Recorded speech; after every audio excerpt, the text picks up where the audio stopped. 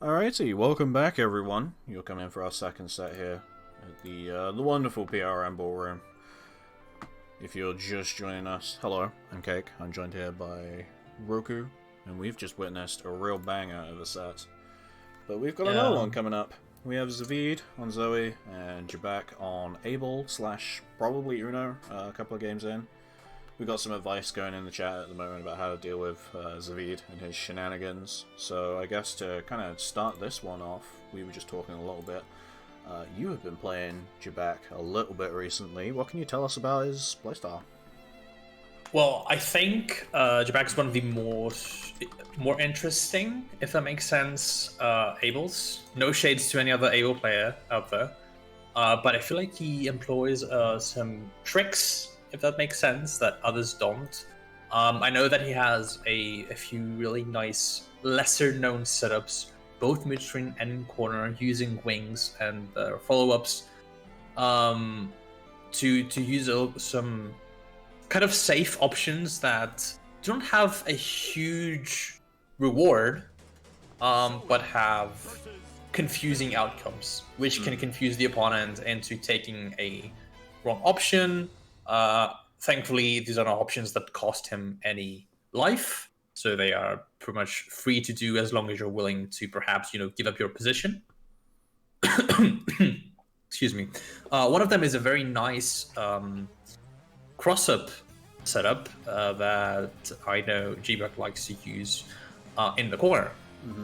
Which every time that I have been hit by it, I was like, no way, this is real. And every time I remember that I asked him, and he's like, yeah, it's real, I've lapped this. So it's nice to know that there are a few things that are lesser known about characters, and I feel like a character like Ava also kind of needs this sort of surprise factor, right? Because there's been a lot of discourse lately, or at least some discourse, in the EU discords about Abel and whether or not he's like a good character or a valuable character or whatever you want to call it. And I feel like, yes, if you look at it very objectively, then Abel has a lot of problems. To begin with, he has 9,000 HP, right? And let's assume that in an even round, you're going to use a minimum of 3 packed follow-ups and 3 EX specials. So this means that he effectively has 6,000 HP, which is almost half of the usual. So yes, you definitely need to have this sort of like gimmick or a surprise factor. But at the same time, I don't feel like Abel is this sort of character that, once you understand his gimmick and once you understand how he works, it's just free, right? Because he can overall. He does have a lot of like different cycling options that can be very annoying to deal with. And this is the second thing that I was thinking about, that however, Zooey, a character that notoriously does not have a meterless reversal, or EX reversal, whatever. Her helicopter, EX helicopter, as an anti-air, works exactly the same way that you would like to use a DP against Abel's wings. So she's definitely one of those characters that, even though at a glance might not seem very well equipped to deal with a lot of the annoying things that Abel does, actually has a lot of good things. H-Dragon, very annoying to deal with, can reach Abel if he's full screen on the air, so he needs to be aware of that. As we saw, doing the M-Dragon, very good option to call out those spot dodges or walkbacks or forwards. So this is a very interesting, in my opinion, matchup, because it's not really the sort of like character matchup that you think is going to be very good for either character, but I feel like also both characters have a lot of different things that they can do that is annoying for either opponent. And yeah, I guess kind of one of the things you mentioned is that, Abel has a lot of tricks up his sleeve. There's a lot of like knowledge checky situations he can put you in. But if there is one player, well, I want to say maybe semi-spitefully, has learned a lot of these tricks, it's Zaveid. So Zaveid obviously just coming back from a little bit of a break here. The last time we saw Zaveid in anything kind of major was a Head Stomper, where Zaveid was eliminated in losers by kind of Europe's premier Able main at the time, which was Bimbo Olivia.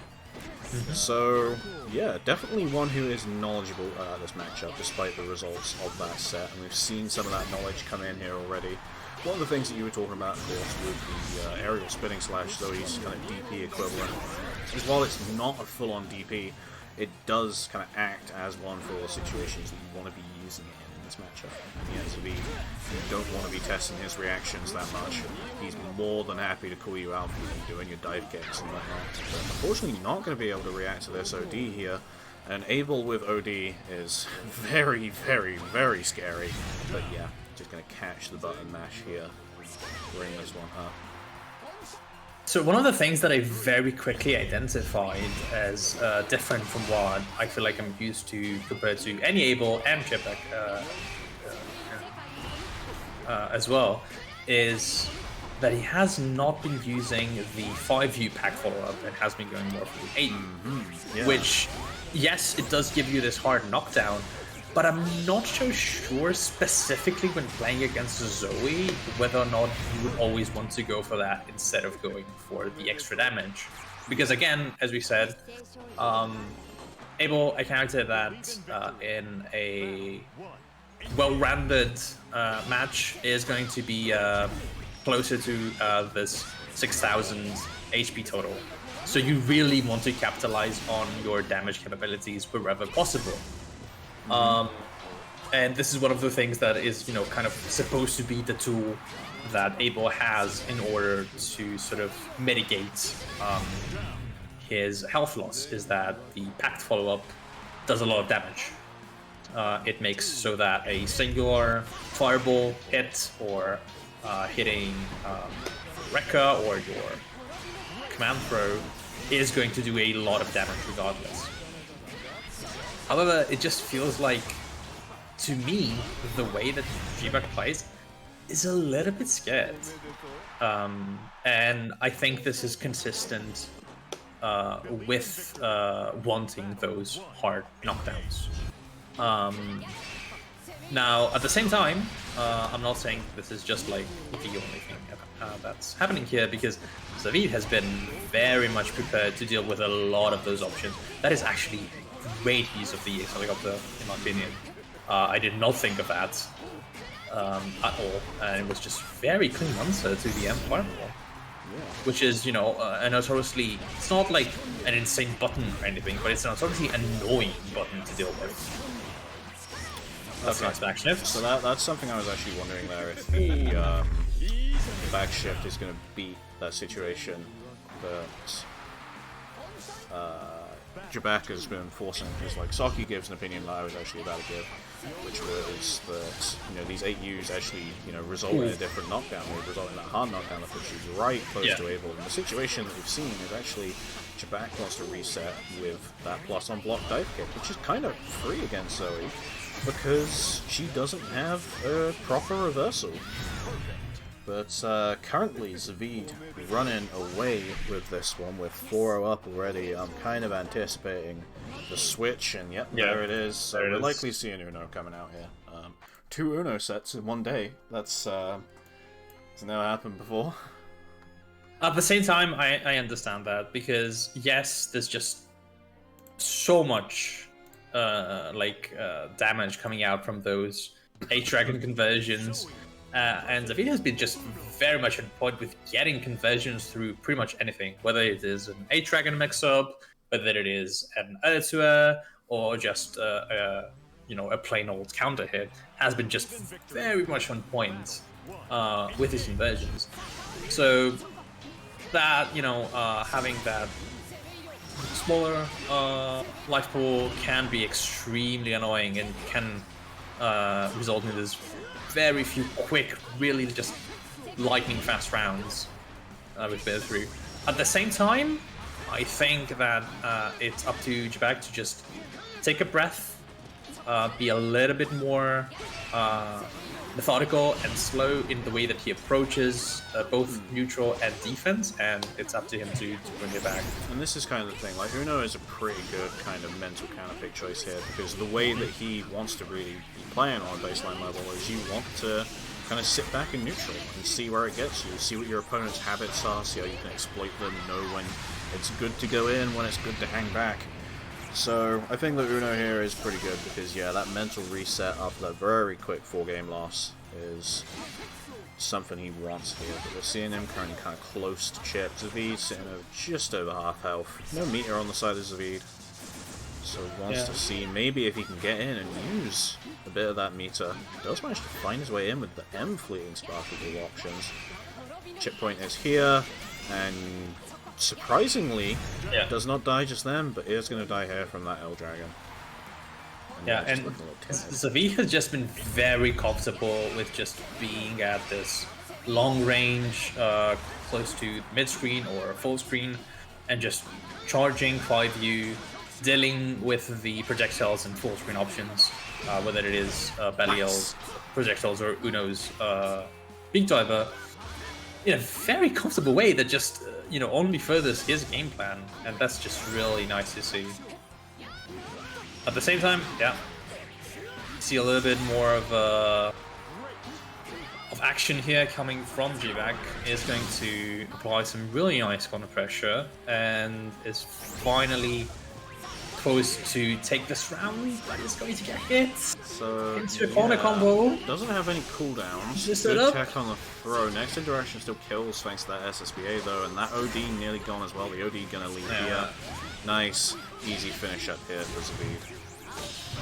Yeah, well, I think we're kind of halfway there. So I really liked both the offense, and I really liked the fact that he was ready to call out the throw there, which would have killed him if it connected due to the Edge Dragon. Just need a little bit more of that. I definitely think Jebac can bring it back, because so far it's not that the set has not been competitive. It's more that I feel like there's been a mismatch of the way that Jebac wants to approach the match compared to what Zaveid does, and that just ends up giving a huge advantage to Zaveid. It feels like Jebac is just very not at all, it feels like, comfortable with what's happening on screen a lot of the times, right? Because he's trying to run his offense, or he's trying to run whatever streak he has up his sleeve, but he's just very much ready for it. However, he's going to get a real nice punish here. It's going to be big damage into the corner. Kind of lucky on the punish here, and unfortunately not going to be able to kill off with that far heavy. But a lot of these situations in kind of this like half-screen neutral, right, where Uno should really dominate, he hasn't been. He's kind of just been a little timid, a little afraid to really kind of press his advantage. Zaveid was just sitting there, just last wishing in general, just doing his thing with that 5U charge, and that could have been called out by a normal at any point. Nice parries. But yeah, Jebac just not wanting to. However, as of course I start to say about how timid he's been, he's actually moving in quite a lot here. Nice pressure here. Nice use of the non-EX beat drivers. He's really only just using that EX for the past couple of rounds. Nice. The far heavy going to catch the startup on the L Dragon here. This should be the kill. Yeah, really solid round actually. Taking his first game. And that was kind of what we saw in the previous set, right? That he took Zaveid to the corner, got the corner combo, and then was like, okay, no cooldowns right now.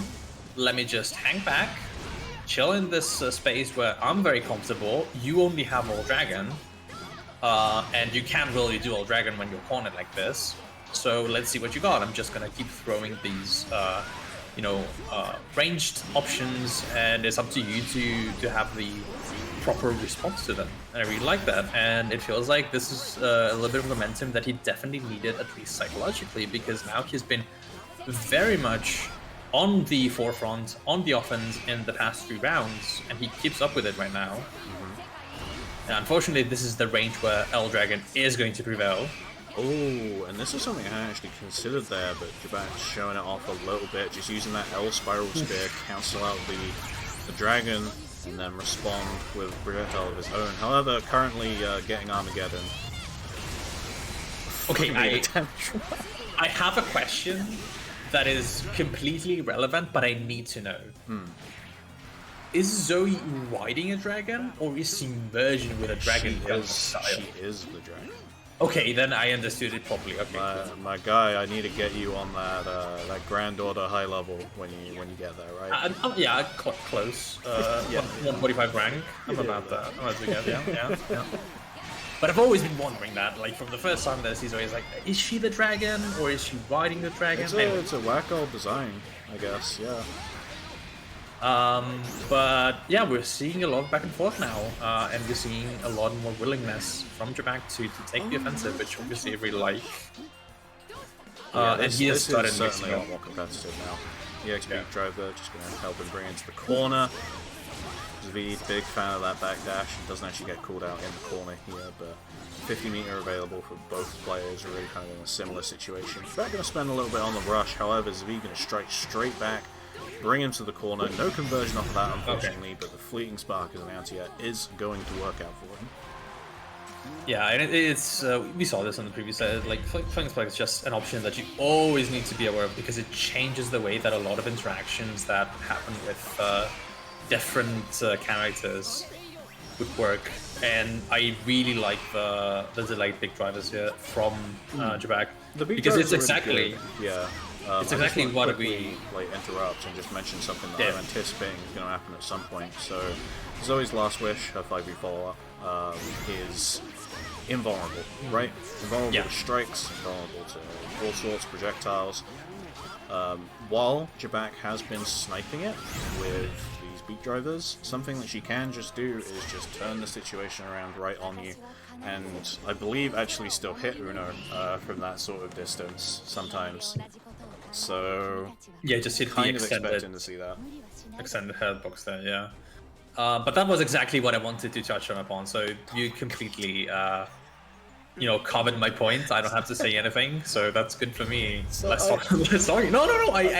Sorry, no, it's fine. I've just noticed something in the chat. So for all of the people who's going to be catching this on YouTube, you can't see this, but Zaveid, we have his title there for a reason, tabbing out mid-match. Not for anything important, of course, but to sit there and play some gachas. For all of you Grand Blue heads out there, I just want to inform you that Zaveid, while being 5 games up in this set, also just got a gold break from P-Baha, so... Wait, did he actually? Yeah. Come on! I hate want this, a gold man. break. Let's go, Jebak. Kick his shit, yeah. Yeah. Okay, there's a little bit of a trade of specials there. Save versus Zoe Herber in the corner with the H-Dragon. That was a weird interaction there. So, hold up. We had the Clash interaction there, right? Did the Thunder activation happen, like, outside of the slowdown cause? Yeah, it happened basically after, I feel like, the slowdown ended, so... Okay. Interesting. I don't feel like that's an interaction that's gonna come up often enough. No, I don't think I've seen that before. Yeah. I do have to agree with Fasteraga, Resident Fasteraga in the chat as well. Zoe's 2M is obnoxious. It's obnoxious. It's definitely an incredibly strong burn. Zaveid is a very big fan of backshifting in 2M, and we've seen it a couple of times already this set, but yeah, that 2M is a real monster of a burn to deal with. And of course it confirms into everything that she wants to as well, so it can be a bit of an autopilot button too. Yeah, Zaveid really just going in here at the moment, and that kind of momentum that we saw from Jebak has faded a little bit as Zaveid has kind of adapted his game plan around it. No spot dodge there on the OD. And yeah, that rush just going to go straight through the beat driver. And we're 7-1 up now at this point. Yeah, and I feel like this was a very unfortunate round because Jebak showed that he is very much ready to kind of stop those dragon mix-ups, but then just got hit by the frame traps. You know, the basic sort of like Grand Blue pressure frame traps, which was just, in my opinion, unfortunate because it shows, you know, that he is ready to deal with a lot of the Zoe stuff here and there after his resurgence of momentum, but just ends up, you know, dropping combo here or there, or just getting hit by some of the more universal stuff, which is just really holding him back from just regaining this pace. And now he's going to have to hold this dragon. He's been put in a lot of unfortunate situations, but I also don't think that his responses to these situations have been generally superb. We're seeing a lot of M fleeting spark, which did work out kind of initially, but has had less effectiveness throughout the set. It's just getting him punished kind of for free. Does know that he can press there, that's good, however, Zaveid just going to 2L him back, take the round. But yeah, there's been a few times where I think his defense has kind of been lacking. His approach to neutral kind of been lacking a little bit. Does manage to get this extension here that he dropped earlier, and nice, just going to bring Zaveid towards that left-hand corner. I mean, correct me if I'm wrong, but I just feel like a lot of this sort of matchup has been lost by Jebac mentally, in my opinion. Because that's what he said in the chat as well before the match began, that, oh, we just had this banger set and I'm just going to get washed. And yes, Zaveid is an excellent player, bit of a legacy, I guess, player. And Jebac is perhaps a little bit less seasoned, but I feel like a lot of the things that we've seen is not characteristic of Jebac's usual gameplay. And I feel like it's more about the fact that, you know, he feels like he can stand up against Zaveid, but he has shown, like, in this set that he can. So it's interesting that you bring that up, because that's kind of how both of these players function. They like to get their momentum, they like to run away with it. And, you know, we had that portion of the set where actually Jebac was just making all of the correct decisions, putting Zaveid in really bad situations. And that is what Zaveid has been doing, basically, this entire set. So, of course, the experience level between the players is really just the big factor here. Zaveid has been really showing that actually, even when he's in these disadvantageous situations, he can play the neutral, he knows how to quickly adapt. But Jebac, we're seeing a little bit less of that, which, you know, makes sense.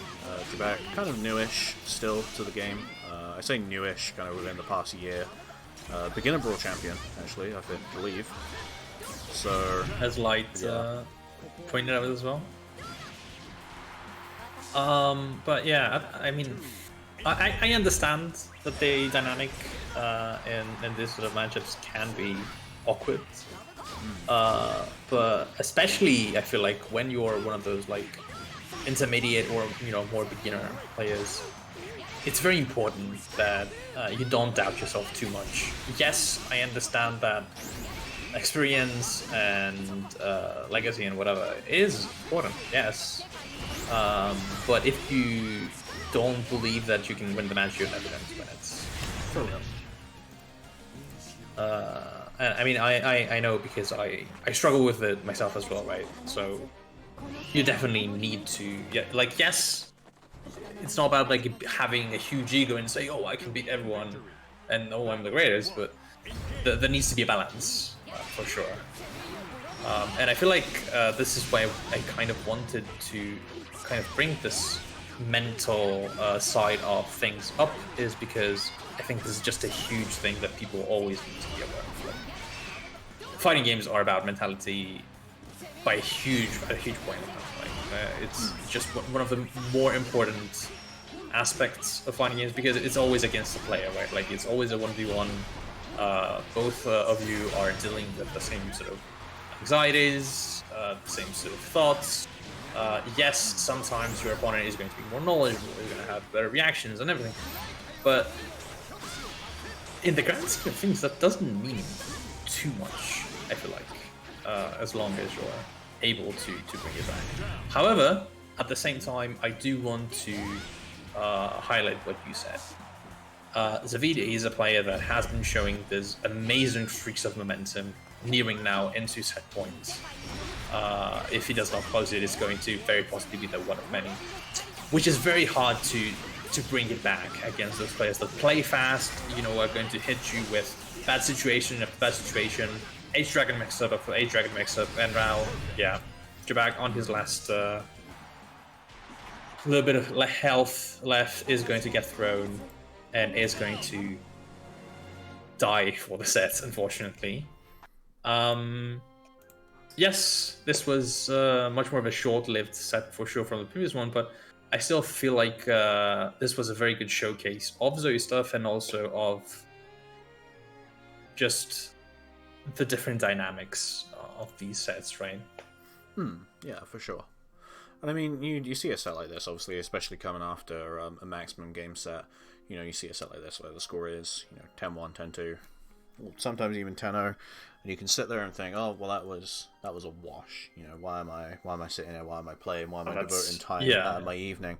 But I think, you know, there's also quite a lot to learn from, you know, these sets, where really there are maybe very few positives to kind of look at. So I kind of want to talk a moment, I guess, about like why we run these to begin with. And, you know, even though this game is kind of coming to a close, I still want to give people, you know, good things to look at just in terms of fighting games in general. And one of these is, you know, reviewing your sets, reviewing your VODs. You've got, you know, 11 games from there to look at, where actually a lot of the situations you can sit there and point at and go, alright, well, I got opened up multiple times because I spot dodged too early, I got hit by M-Dragon, and Zaveid was able to convert off of that, or I didn't play the H-Dragon Oki that well. You know, you can look at these situations. The more of it you can see, the more repeat offenders you find, the more important it generally tends to be. And that is something that you can then look at and then ask someone, or try and figure out the answers yourself, but especially ask someone, what do I do about these situations? And while obviously a lot of the answers, you know, for a game like this are going to be specific to Grand Blue, and maybe may not be specific going into the next iteration of this game, you're going to find stuff that's going to help you, you know, fundamentally as a player. And one of the things that helps you fundamentally as a player is just being able to sit back and learn. So, yeah. Have you ever sat down and reviewed any of your sets before? Oh yeah, I had a set review with Saki Nice. at some point, which was against Abel as well. So that was actually pretty helpful, but not helpful enough. So I blame Saki. Kidding, of course. So I haven't done a whole lot of VOD reviewing in Grand Blue, but I have done it for other games. I used to do a ton of VOD reviews by myself when I was playing League competitively, for example. Right. And it is one of the most important things you have to do. It's very annoying, but if you want to be competitive at any game, or even if you just want to be like, you're stuck, like especially in fighting games where you're an intermediate, you get stuck. It's very common. It's one of the best things you can do. Yes, it's tedious. Yes, it's much different than playing the game, but honestly, it's such a different beast in showing you your shortcomings or your mistakes and the things that you do good, because that's also important, that you understand which of the things I'm doing is good, like what's working, what do I need to keep doing, what do I need to hone a little bit more, because it's very annoying for my opponents. And at the same time, it was also very annoying, I remember back then, for League to get replays. But nowadays we have a ton of software to automatically record your games and everything. So even if you're not just going into the game, for example, to watch your saved replays, you can just get, for example, a software like, I know a lot of people don't like it because it's an Overwolf program, but there's this recording software that's very lightweight that's called Outplayed, for example, and I use it for most of my games if I want to do reviews, and it's, in my opinion, very useful. And especially when you go into, like, if Rising, for example, is this sort of like more popular iteration of the game, and for example ranked and queues and lobbies are more active, and you go through opponent after opponent after opponent, and you can constantly change who you play, constantly change with what your opponent is playing as a character. It's much harder, for example, to comprehend and to process that information, so then it becomes even more important. And the final thing that I want to say on this topic is that people should not be thinking that, oh, you know, I need someone else, I need an expert to do the VOD review with me, because yeah, Saki has been doing the VOD reviews, and honestly, they're stellar. He has always great insight to provide, and you know, he is one of the strongest players that we have.